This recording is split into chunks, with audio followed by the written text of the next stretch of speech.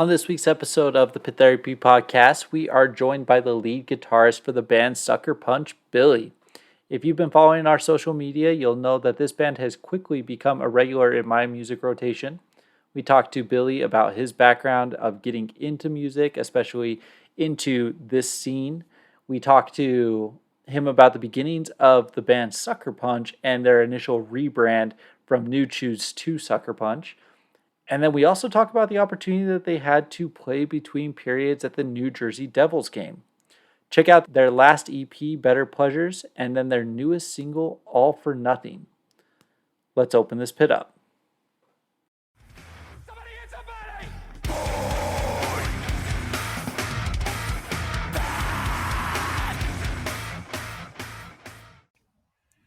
What's up, everyone, and welcome to this week's episode of the Pit Therapy Podcast with me, Trevor, and Kyle. And then we got a special guest today. We got Billy from the band Sucker Punch, guitarist, right?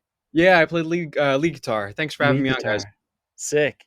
Yeah, dude, we're super pumped. So we wanted to get you on for a minute now, and I've been going back and forth with your other guitarist, Andy, but we were like, you got some music in the works. We're waiting for some stuff to come out. So new single out, just dropped last week, right? All or Yeah, Nothing. last Wednesday. Yeah, sick. Well, we're super pumped about that. And dude, it's fantastic. Oh, thank you so much. I've been listening to you guys now for probably just under a year. I don't remember quite when I found you guys, but I've been listening to you guys for a minute now. And your sound, it just resonates. It All or Nothing. It's just another banger, dude. It turned out great. Yeah, thank you, man. I think we kind of take a lot of influence from like a lot of pop punk and emo when it was like in its heyday, and we kind of throw a little modern twist on it. And personally, I had a lot to do with like constructing like the song that or All for Nothing that just released. So that's really cool to see the reception it's getting. Yeah, that's awesome. Yeah, so I wrote the instrumental with Andy actually, and then a while ago, and then I revisited it on my own time, and I was like, something's like not hitting, and then I bumped it up like 10 BPM and kind of turned some of the like verses on its head, and just everything just kind of came, and it was just like, all right, this is I like where this is going, Nice. So this is lead single. I'm assuming that you got some more coming behind it. Are we looking at an EP? Are we looking at full length? What do you guys got cooking? So we haven't really. We're still in the works with some stuff. We have this. This is just kind of like a one-off kind of thing. We have another single that's getting paired with it, and that's just kind of it for this group. But we recorded these songs with Nick Brzezzi at Gradwell House Studios in South Jersey. Yeah, the names of the town is escaping me at the moment, but yeah, it's a great guy. Really awesome to work with. It was our first time in like a bigger studio setting, and it was a really cool experience. And then we just recorded, or we're in the process of recording a 6-song EP that's going to be probably dropping sometime in 2025. Oh, sick. Okay. So we got to wait for a minute, which, I mean, that kind of sucks, but We'll have another single out before the year's out, at least, Sounds good. Okay, dude. So Nick is the dude from Man Overboard, right? Yeah. Well, he's also playing bass in the story so far right now, which is pretty cool. Oh, that's right. Yeah, it's fun. I'm very, very stoked for him, man. I see all his pictures on Instagram all the time. I'm like, that motherfucker, like I'm very, very envious. How did you guys get connected with Nick? He's been hitting us up for a while, and it's like, hey, you guys want to, come in, and we just wanted to try something different, because normally we've been going to our buddy Pat Reese in Barroway Studios in Old Bridge, New Jersey for a long time, and yeah, we just. Pat's more of a like a post rock kind of progressive metal kind of guy, and we thought maybe let's fuck around with someone who's like they were in like a very influential pop punk band, that in what the 2010s and stuff like that. Like let's just try it, see how it is, and it was great. It was fantastic.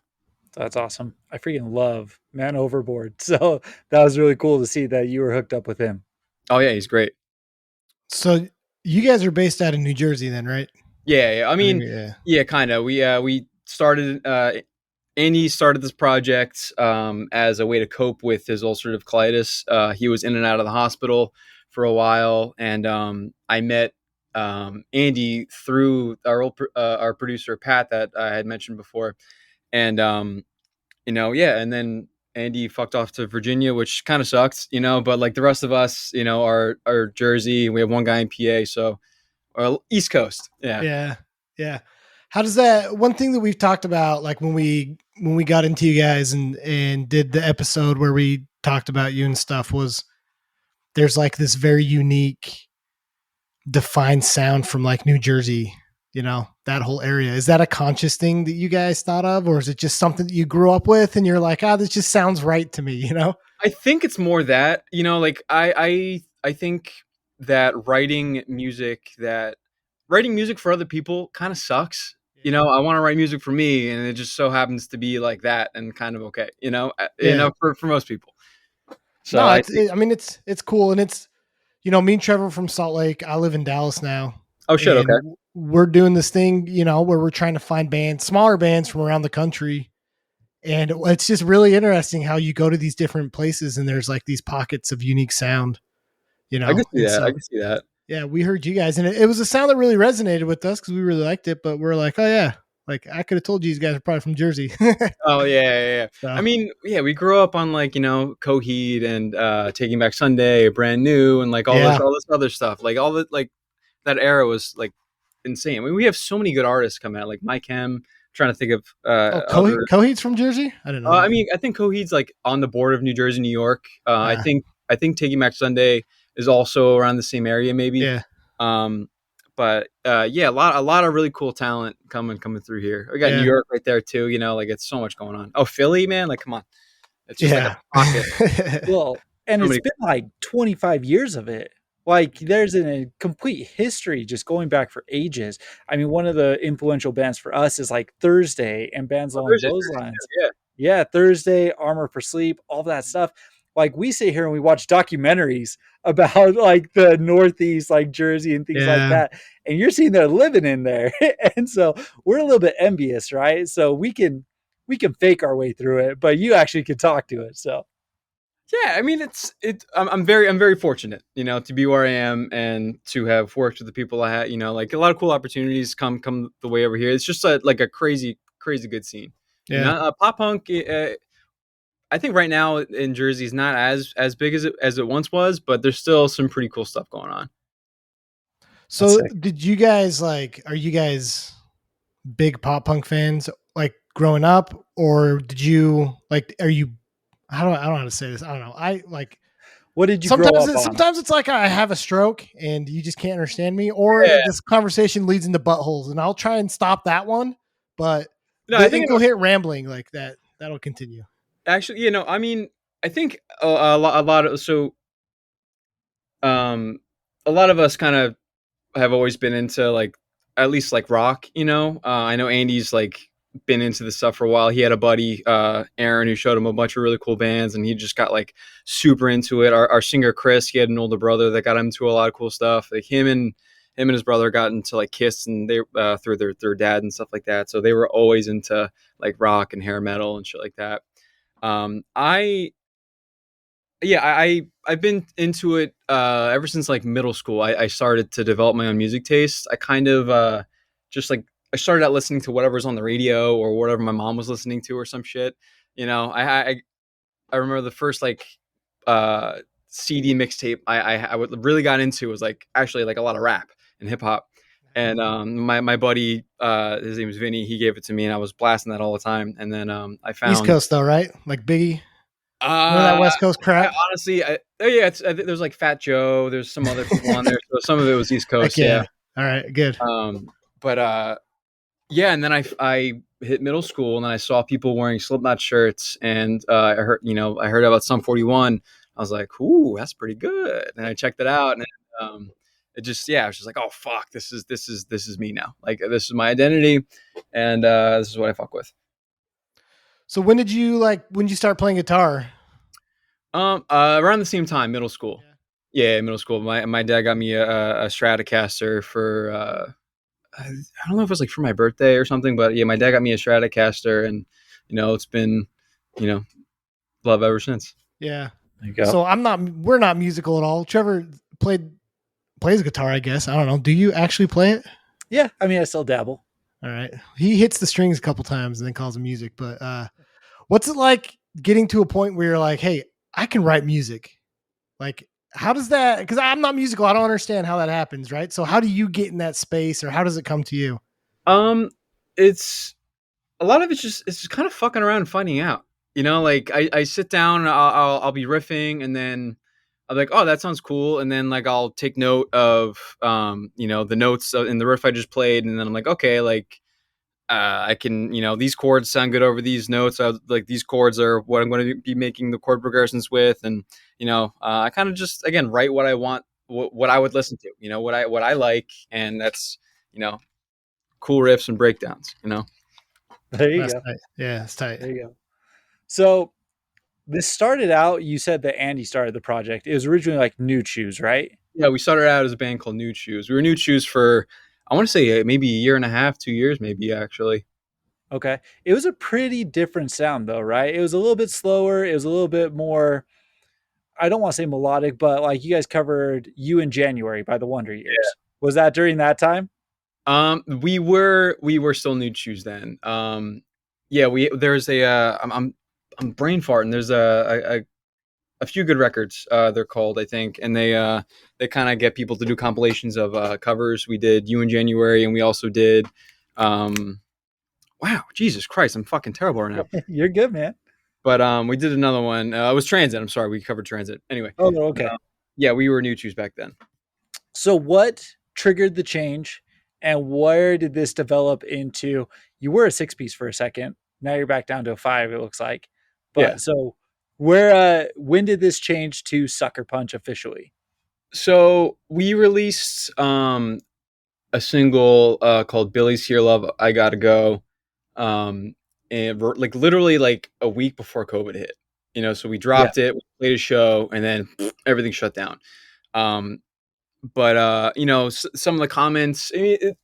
One of the things that's like I kind of I think about like a decent amount is like catering somewhat to what people like, and also catering to what you like. There's you got to find a balance. But in Billy's Here, Chris sings like one of the verses, I think, and a lot of the comments are like, yo, that guy's pretty good, he should sing more. And Chris is a phenomenal singer, and this is no diss to Andy, but he's just a better singer than Andy is. Chris has done like a lot of theater and choir stuff, like all through high school. He's like got some pipes on him. So we had like a meeting, is like, hey, like, do you maybe we should go this direction. And then through Chris's more aggressive vocals, we're like, let's fuck it, while we're making this change, let's make other changes too. Let's like go a little heavier, a little darker here and there, and see where we can take this. That's sick. That's sick. I've listened through everything. It's all great. But we've talked about this several times with different bands, but you start to get the direction in the EP Hope Like Hell. You start to go in towards that more easy core feel, but it's still a little bit more pop punk. It wasn't until Better Pleasures where it's the really heavy easy core. Which I hope that you're okay with me saying easy core, right? Yeah, There's some people who are like, no, screw that crap. Like, we're not doing that. So, but I think, there's some good easy core. I just hate easy core when it's cheesy core, when it's just like bubblegum bullshit and then just like drop F breakdown out of fucking nowhere. It's like, all right, my shorts. We're talking about you, Chunk, no Captain Chunk. Oh, Dude, they don't listen. Don't worry. Kyle throws shade, but it's just not my thing. But I like pop punk when it's like written by kids who are into like hardcore and like deathcore and shit like that, and that's like right up my alley. So let me follow up on that then. How do you stop yourself from going there? Because I feel like that's such an easy, it's such an easy progression, right? Like, how do you say, like, you know what, guys, we're not gonna hot topic this, I don't know. It's more. I think it's more shame. We just don't want to be like, Yeah. Again, it's just shit. I write stuff. We write stuff that we like, and We just kind of keep it in that vein, experiment with some stuff here and there. We Yeah. don't want to go too in the deep off the So deep end, you know. I guess like let me ask this way, because you talked about like how you like pop punk that kind of leaned more towards the hardcore side, deathcore, whatever. I mean, me and Trevor, exact same boat, right?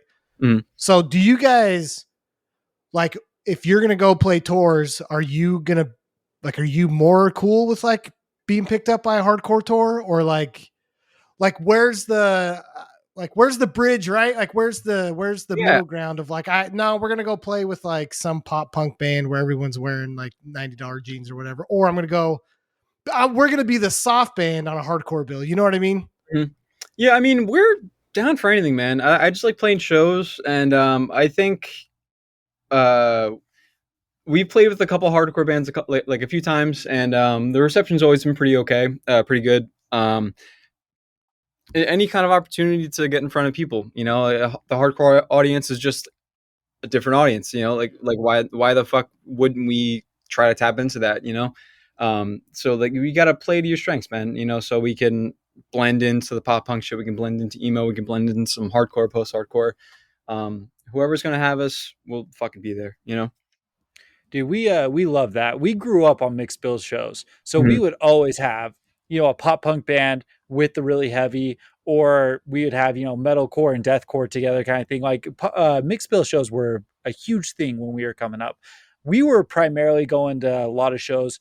2005 to 2009 was like our heyday, right? So Yeah. what is like a show as a not that you played but you attended that like stood out in your mind, or like what were some of those shows that were just like, man, this is why I want to do this, because you guys are so badass? Um, I don't know, like so.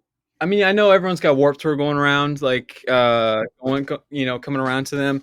We had Bamboozle over by us, and so I never went to Warped Tour as a kid. I went to like two or three of the last ones, but I never went to Warped Tour as a kid. But I did go to Bamboozle, and that's what really, for me, like connected me to just I don't know, just like you're feeling really fucking cool with like complete strangers, and like you know, I remember getting into like the first pit I've ever gotten into was in to the Devil Wears Prada. I think it was the Dogs and Grow Beards.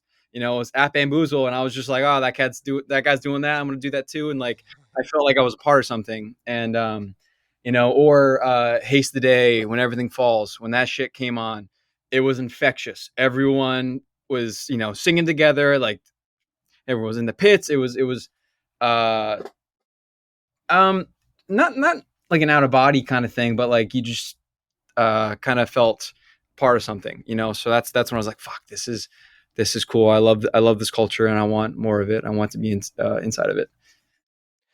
Is it pretty prevalent out there?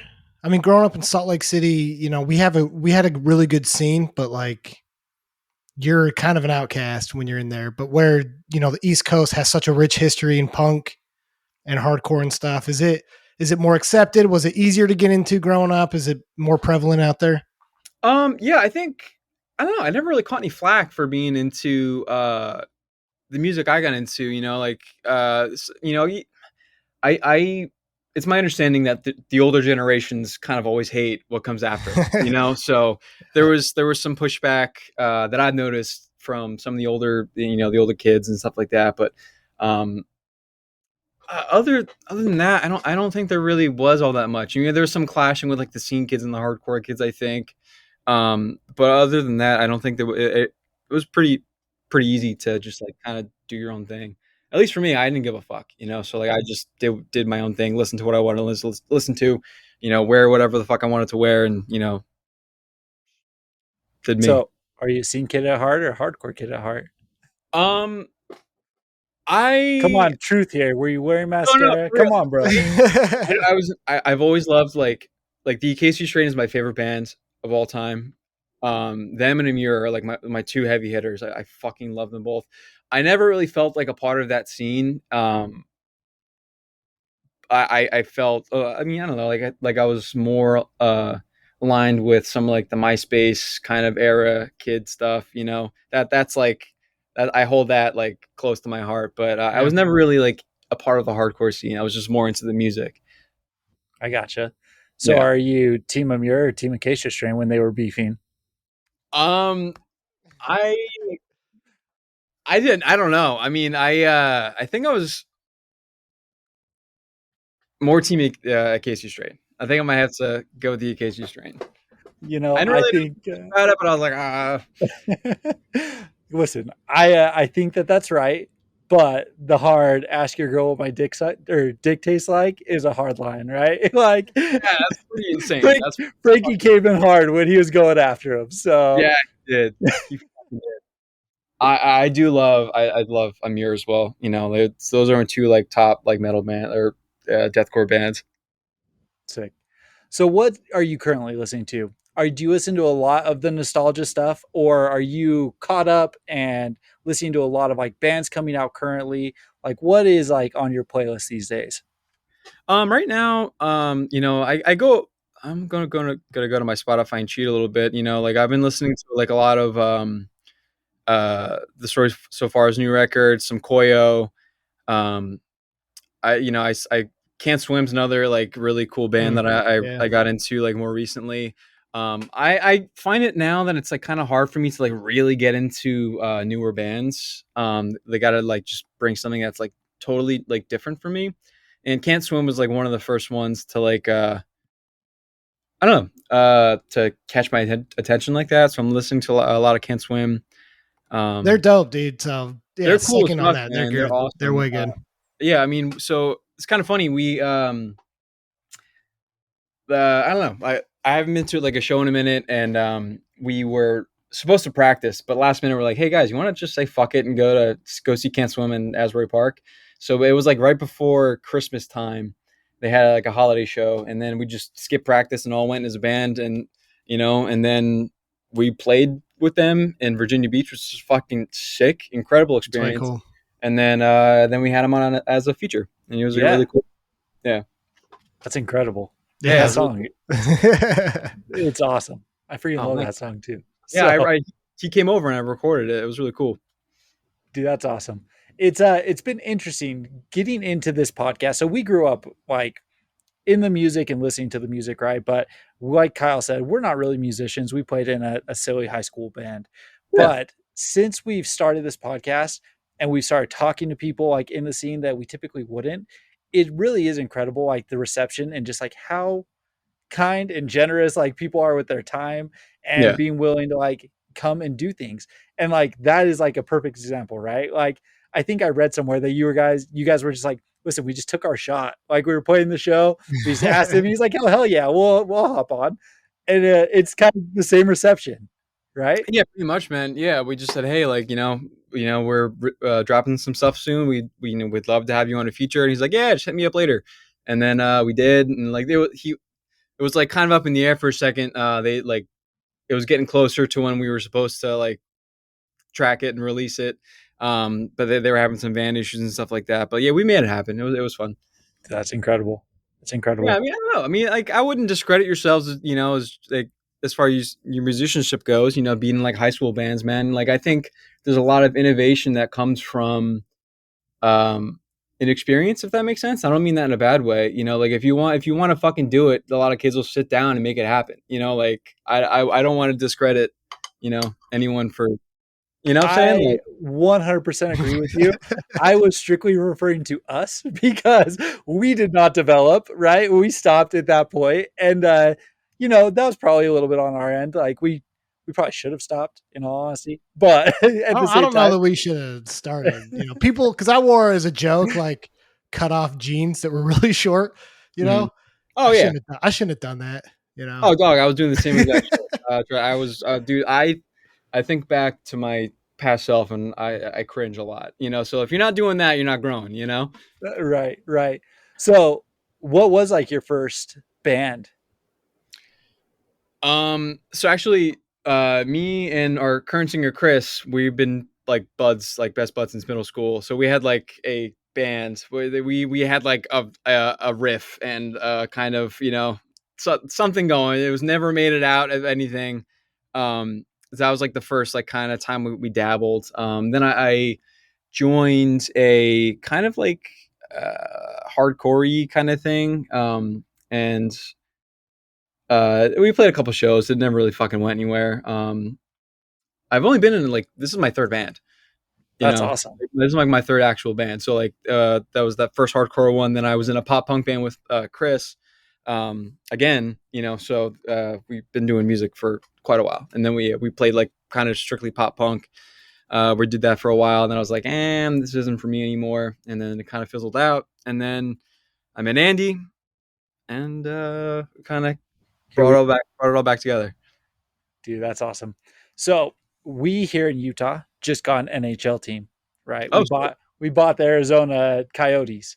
So we got that going. But one of the most awesome things I've been seeing is the Jersey Devils doing their between period shows. How did you guys get hooked up with that? we kind of just hit them up and say, hey, our buddies did this. Can we do it too? And they're like, yeah, sure, if you can sell tickets, sure. Why the fuck not? So it was one of those things. It was like a pay to play kind of thing Uh, in a way. oh, dude, if we didn't sell tickets, we would have been on the hook for fucking like thousands. So Oh, really? yeah, dude, yeah. So I mean, but we're like confident we can move tickets. So that wasn't it got a little stressful towards the end because we were like really fucking hustling.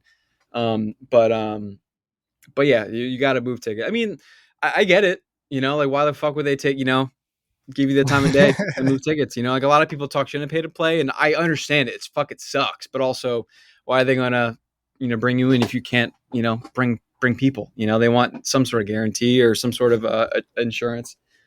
So I'm not again. This is me not speaking in favor of the pay to play stuff. I kind of get it from a business standpoint. I mean, it's a freaking professional hockey team. Like, Yeah. I understand. What was it like though? I mean, were people walking by being like, dude, what is this? Or I mean, you guys aren't like, you're not like some like gorecore band up there, Cannibal Corpse style, but hey man, like they're our buddies who they play like hardcore, so like Who are your buddies? they're called Jawdust. Okay, I think that was the first one I saw Oh, sick! No, got posted. Yeah. okay. New Jersey Hardcore. I think posted about them too, and it was pretty sick. But yeah, it was pretty cool. It was just like it was an all day thing. We showed up and we had to get checked in with security and stuff like that, and wait for the game to fucking start. So it was a long ass time. But it was a good experience. I would totally do it again. was it like one? Which period did you play in? And were you guys the only ones? There was a TikTok band that was like, the guy that does the Jack Black cover kind of shtick. The Andy and the Metal Hawks. I think it was them. Hold on, I think it was them. I think his name's Andy. I might be saying Andy because of your Andy, but I think I know who you're talking about. It's something in the Metal Hawks. Yeah, I might. Yeah, I don't know. Well, I think you're right. They played on the ice. We played in like the walk around area. I can't remember. Oh, they put a band on the ice. I think they play. I think the TikTok band played on the ice. I could be wrong. I didn't watch it. Sorry. But yeah, it was us, them, and another band. I think they're called Necro Garden or some shit. I don't know. But yeah, fun stuff. Was there like a vetting process, or was there any rules? I think they give a fuck if you sold tickets. If you sold, really? Yeah. I mean, you could be a gorecore band going up there talking about like mutilating intestines and stuff. Yeah, I think so. Really? Let's do it, Trevor. Man. No, I want to see this, Billy. You got to start a new project, man. Get some crazy stuff going, and just see what you can make happen. I'm working on some heavier stuff right now, so hopefully, sick. Put something together. That's did you get to meet any of the players or anything, or nah? No, we didn't. I mean, I'm admittedly not like I like the sport hockey. I'll watch it, but I don't give a fuck about like who's playing. I don't care.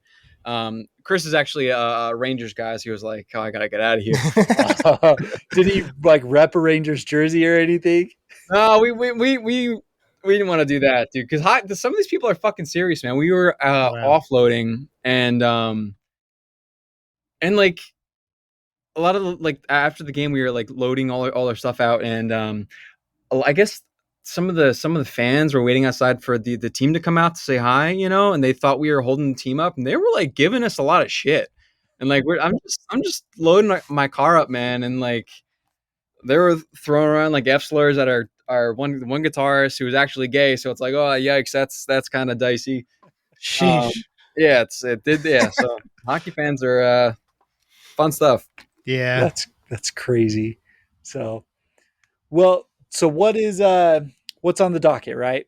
I think I've heard a couple of you guys are currently in college and doing classes and stuff. Are you guys planning a tour other than like new music coming out? Like Um, what's so, next? so we are. Chris is like about to have a kid. Okay.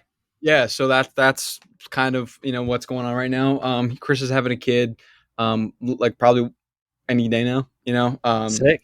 So our next stuff planned right now, we have a show on August 31st in Richmond, Virginia. We're playing with Driveways and I think Don't Panic. And then we have a show on September 22nd in Asbury Park with some of our friends Wavebreak. They're releasing their records, like their big record release show.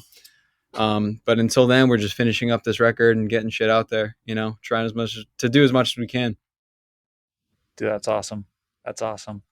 Outside of the band, what's some of like your pastime? What else do you do outside of music? Um, I don't want to be like cheesy and say this is all I do.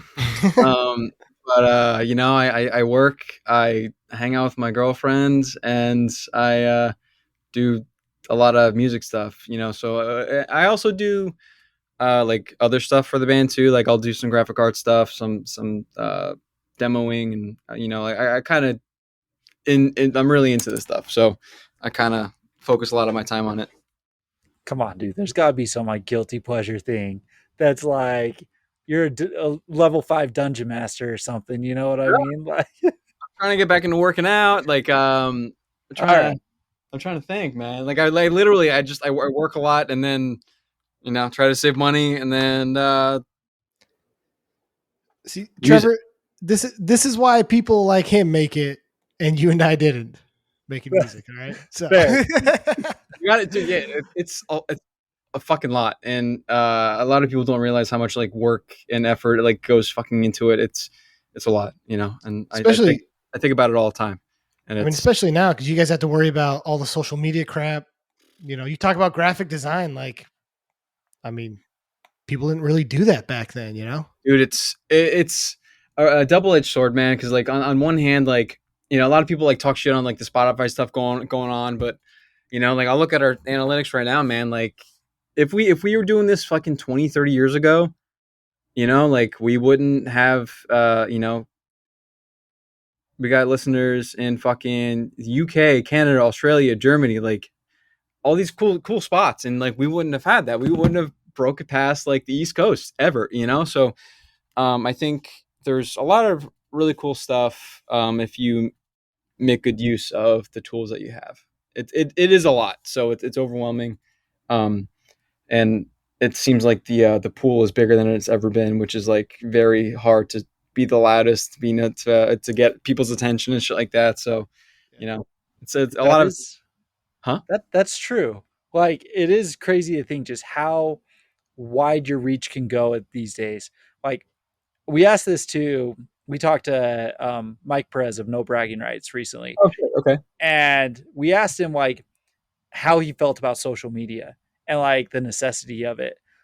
Being an older and established band, right? He's like, it's still very necessary, but being a younger band, like, how do you feel about it? Like, do you like it, or is it just like, crap? We gotta do this Yeah, just because just because. to add on to that, like I saw some video the other day of like it was a Instagram reel or whatever, and it was a musician, and the caption was like, "Look at what I have to do to be a musician." He's doing some like stupid TikTok dance, and it's Yeah. like there's so much cheesiness and influencer crap that you have to do now just because that's what people want to see, and it sucks. Yeah, it fucking sucks, man. And again, like we're a little bit older, so like I feel like a dipshit, like doing shit for TikTok, and like it sucks. But it's a necessary evil. And again, like who the fuck knows what's gonna take off? Who knows what's gonna get people's attention? So you just kind of have to bite the bullet and do it. Like doing social media for yourself is okay, and, it's fun, but like doing it as like part of the job, like it can get pretty nuts. So, you got to figure out when to post, what to post, like, I don't know, do research on what captions, what people are kind of like into right now, and like kind of stay on top of trends. And, like, oh, like fucking this Day to Remember Story So Far tour is happening right now. So I got to make sure I include those hashtags in it because people are talking about it, like just like weird shit like that. You got to stay on Yeah. top of it. So, I don't know, like I drive for a living, so I fortunate enough to like be able to listen to people who do it on a bigger scale than I do. So I take a lot of influence and lessons from some people, Do you Jesse guys Clement, Finn McKenty, stuff like that. do you guys still do old school stuff? Do you print out flyers? Do you show up to Um, shows and ask, people and talk to people, or is it, I mean, has the focus changed, right? I mean, a lot. I've seen benefits to both. So far, our release shows that I've done the on the ground kind of things, where I'm designing flyers, printing them. Driving out like to the area. That it's being held, and my own area, so shit like that. So I have seen some success and some stuff that way. I think a lot of people appreciate like a human connection. Like I know a Yeah. lot of people are introverted now and like a lot of online shit, but like even as much as like talking to people at like my own shows, like there's a couple people who like they're like, oh shit, like these guys are pretty cool, like we'll fucking support them. Like people want that connection. And so I think you kind of got to utilize both, and I think we need to do better with that, on my end too. I need to go out more. I just got a camera. I'm gonna try to make some connections that way. I'm gonna try to Yeah. do some show photography. Dude, we talk about that stuff all the time because we are. How can I ask you? How old are you? I'm 31. Okay, so we're pretty close. We're 33, so we're just a couple years older than you, and we have this conversation all the time. It's like, what are we posting? How do we post it? And we have all these ideas. We're like bouncing off each other, and then it comes down to it, and we're like, I've got kids. I'm putting them to bed. Like, am I really gonna go make a jackass of myself? Like filming this kind of thing? Do I have to Yeah, have my wife film this for me? Like, it starts dude, getting, it's tough, man. It's it fucking gets a little weird. like staying on top of like the technology too, dude. Like I just financed the fucking the Insta 360 camera. Like it's ridiculous. Do you guys do this like with video or is it just audio? We've just We, started doing video like a Oh, month sick! No ago. way. Yeah. yeah, So yeah, Okay, yeah, because I mean that could be like not like easy content, but like there you fucking go, man. I Like know. piece some Yeah, stuff together. we've done like social media clips and stuff, and like we'll do clips about like the episodes, like we'll find some clip in here and use it to promote the episode, and then we do a bunch of stupid memes, and Yeah, I do a bunch of stupid memes and a bunch of stupid crap, and then Trevor texts me later and says, dude, what the hell are you yeah, doing? you fucking ding dong. What are you Yeah. doing? Yeah. But we just started uploading to YouTube, and it's like surprisingly like random views. I don't understand how people have found it on there, but whatever. It's probably Okay, some dude. bot from Russia. I don't care. I like seeing the views. So Yeah, yeah, man, I get that. I mean, like, I think, as with a lot of things, even with like music, I think, or being in a band, like, I think consistency is like so crucial. Like, you got to stay on top of it. Like, we know we dropped Better Pleasures, and then we went quiet for a while to like write and do like real life stuff. And our numbers dropped a little bit. Like it's just like you need to be fucking feeding the machine. It yeah, sucks, it does but suck. you gotta it's a grind. You gotta do Yeah. It's do the funny when you grind. talked about like human contact and stuff and how people need it. So I actually went and saw Koyo and Anxious and One Step Closer last night. Oh shit, how was that? Dude, it was tight, but it started at like 9 o'clock. Oh And dude, even all the bands, every band got up and they're like, yeah, this sucks. I don't know why oh we're doing it yeah. at 9 o'clock. It was crazy. Yeah, late shows are fucking killer, man. Yeah, Like I literally like I love lineups where it's like starts at 7. There's 3 bands in the middle, then I'm fucking home. Like exactly. that's so nice. Exactly. But what's interesting is like what you said though. You could, because I bring my wife to a lot of these. She's not into the music. She just comes to like, I ask her to drive me home if I get hurt or something, Yeah. beat moshing or whatever. But anyways, we were sitting there talking and it was funny. She brought up like, you can see like the age scale of people, because like the younger kids just kind of sit there on their phones, Mm-hmm. or sitting down. There were even people like reading books.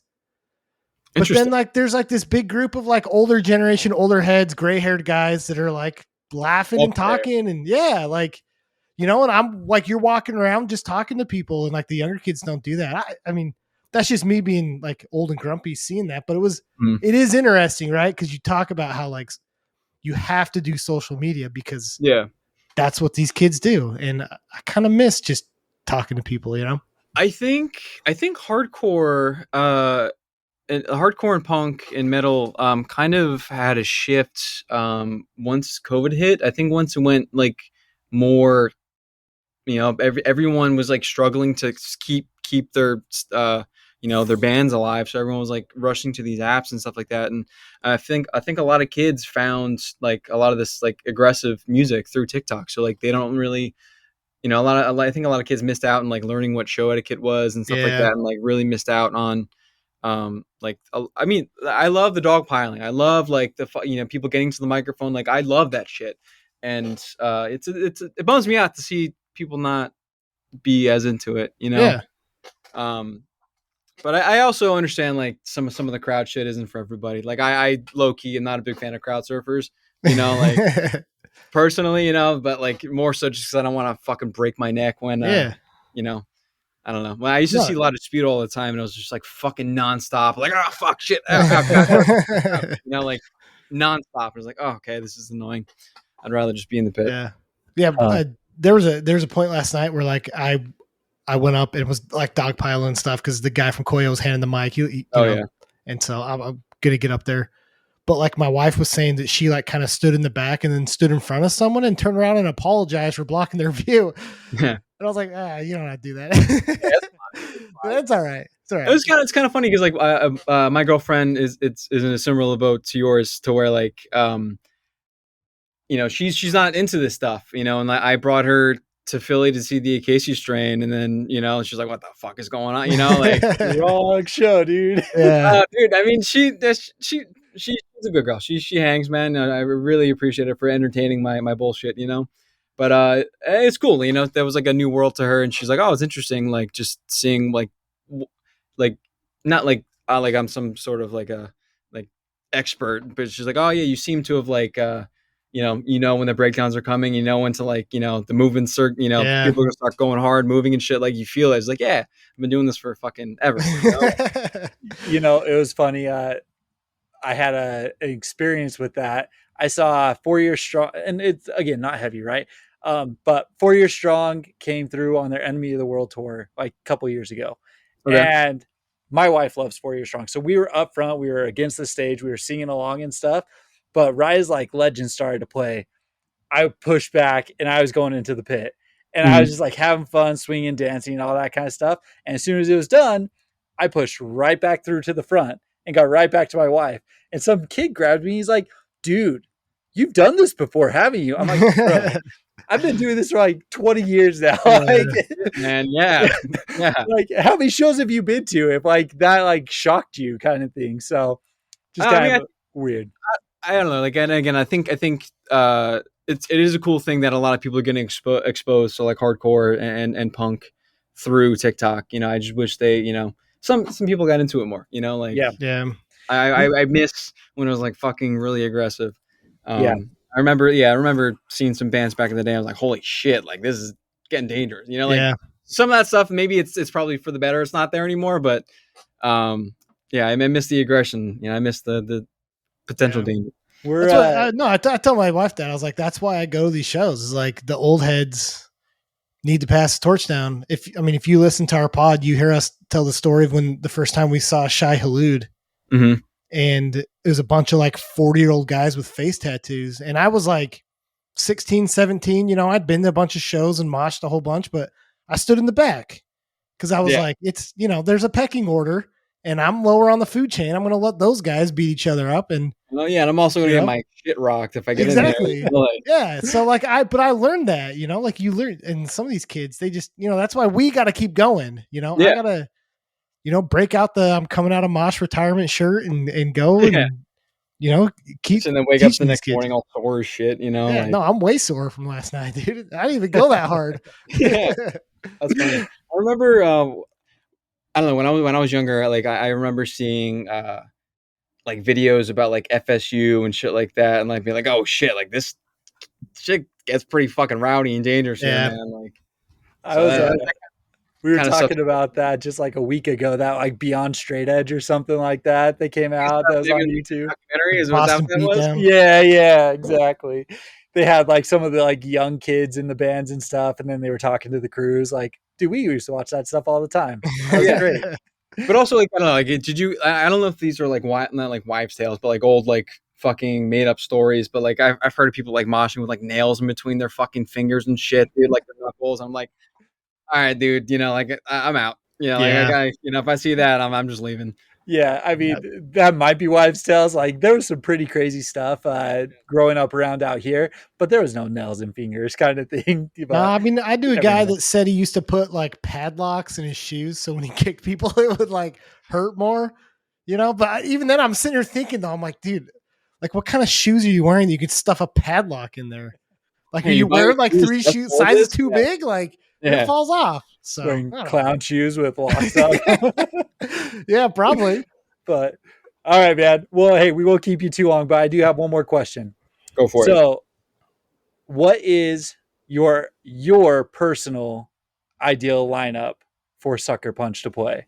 For Sucker Punch, fuck, I don't know. I'm trying to think. You know, like